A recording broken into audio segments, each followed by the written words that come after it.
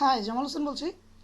আজকে আমাদের টিউটোরিয়ালের টপিক হচ্ছে CSMA CD, carrier sense multiple access collision detection. এখানে অ্যাকচুয়ালি দেখাবো কিভাবে সিএসএমএ সিডি প্রোটোকল কাজ করে। এই CSMA CD protocol normally use হয়, সেটা হচ্ছে কনটেনশন বেস নেটওয়ার্কে। এখন কথা হচ্ছে যে কনটেনশন বেস নেটওয়ার্কটা আসলে কি। কনটেনশন বেস নেটওয়ার্ক হচ্ছে যখন দুই বা ততোধিক নোড তারা ডাটা সেন্ড করার জন্য একই কমিউনিকেশন মিডিয়াম বা কমিউনিকেশন চ্যানেল ইউজ করে, তখন সেই নেটওয়ার্কটাকে অ্যাকচুয়ালি বলা হয় কনটেনশন বেস নেটওয়ার্ক। এই যে PC1, PC2, PC3 এরা হচ্ছে একই কমিউনিকেশন চ্যানেল হচ্ছে ইউজ করছে, তাই এই নেটওয়ার্কটাকে বলা হয় কনটেনশন বেস নেটওয়ার্ক। এই কনটেনশন বেস নেটওয়ার্কটা অ্যাকচুয়ালি হাফ ডুপ্লেক্স মোডে কাজ করে। হাফ ডুপ্লেক্স মোডটা কি, সেটা হচ্ছে যখন একটি নোড ডাটা সেন্ড করবে তখন হচ্ছে আরেকটি নোড সেই ডাটা রিসিভ করবে, এবং যখন সেই নোড আবার ডাটা সেন্ড করবে তখন আগের নোড হচ্ছে ডাটা রিসিভ করবে। এই ধরনের একই সাথে হচ্ছে দুজন একই সাথে হচ্ছে ডাটা সেন্ড করতে পারবে না। যখন একটি নোড আরেকটা নোডকে ডাটা সেন্ড করবে, ওই নোড ওয়েট করবে, এবং ওই নোড যখন ডাটা সেন্ড করবে তখন আগের নোডটি হচ্ছে ডাটা রিসিভ করবে। এই ধরনের কমিউনিকেশনকে বলা হয় হচ্ছে হাফ ডুপ্লেক্স মোড।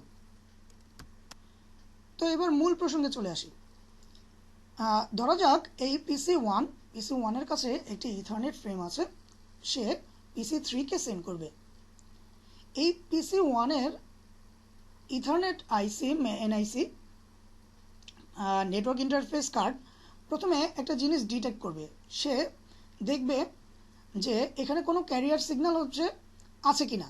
যদি সে ক্যারিয়ার সিগন্যাল ডিটেক্ট করে তখন সে এই ফ্রেম সেন্ড করবে না।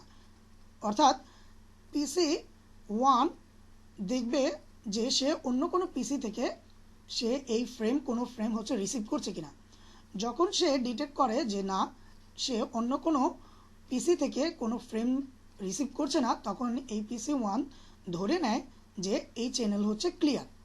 তখন সে এই চ্যানেলের মধ্য দিয়ে সে ডাটা সেন্ড করতে পারে। PC1 ডাটা সেন্ড করলো বা ফ্রেম সেন্ড করলো কার কাছে, সেটা হচ্ছে এই হাবের কাছে।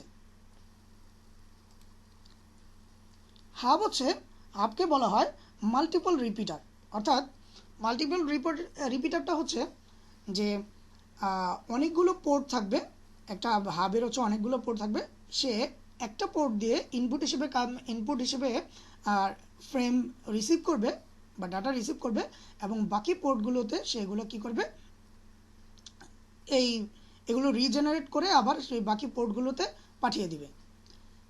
এই হাব PC1 থেকে ফ্রেম রিসিভ করলো এবং বাকি পোর্টগুলোতে হচ্ছে এই ফ্রেম সেন্ড করে দিল। এখন যদি দেখা যায় যে এই PC2 এর প্রয়োজন পড়লো সে এই ডাটা সেন্ড করার জন্য বা ফ্রেম সেন্ড করার জন্য, তখন PC2 এর এনআইসি দেখবে যে সে ফ্রেম অলরেডি রিসিভ করছে। সো PC2-কে কী করতে হবে, এই ফ্রেম যত পর্যন্ত না সে রিসিভ করছে বা অন্য কোনো পিসি রিসিভ করা শেষ হচ্ছে তখন তাকে হচ্ছে ওয়েট করতে হবে। যখন এই ফ্রেম PC2 এর কাছে আসলো, PC2 এই ফ্রেমের যেই ম্যাক অ্যাড্রেস আছে সেটা চেক করবে। কার সাথে, সেটা হচ্ছে নিজের ম্যাক অ্যাড্রেসের সাথে। যখন দেখবে যে তার ম্যাক অ্যাড্রেস এবং এই ফ্রেমের ম্যাক অ্যাড্রেস হচ্ছে সেম না, তখন কি করবে, এই PC2 এই ফ্রেম হচ্ছে ইগনোর করে দিবে বা রিসিভ করবে না। এবং একই সাথে যখন এই ফ্রেম PC3 কাছে আসলো, PC3 চেক করবে যে তার কাছে যে ফ্রেমটা আসছে সেটা হচ্ছে তার ম্যাক অ্যাড্রেসের সাথে ম্যাচ করে কিনা। সে যখন দেখে যে হ্যাঁ, তার কাছে যে ফ্রেমটা আসলো তার ম্যাক অ্যাড্রেস এবং তার নিজের ম্যাক অ্যাড্রেস হচ্ছে সেম, তখন সে কী করে, সবগুলো ফ্রেম সে নিজে রিসিভ করে।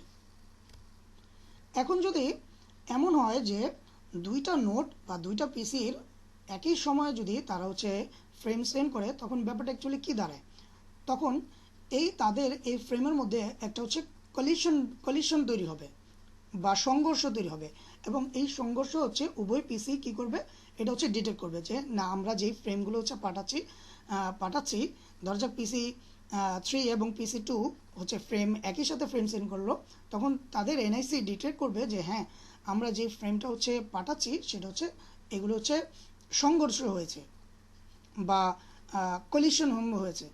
তখন এগুলো ডিটেক্ট করে তখন হচ্ছে তারা কি করবে, তারা নিজেরা বুঝে নেবে যে আমরা যে ফ্রেমটা পাঠিয়েছিলাম সেগুলো হচ্ছে কলিশন হয়েছে, আমাকে আবার কি করতে হবে, আমাদের হচ্ছে আবার এই ফ্রেমগুলো আবার রিজেনারেট করে আবার সেন্ড করতে হবে। এই ছিল ব্যাপারটা। Thank you for watching this video.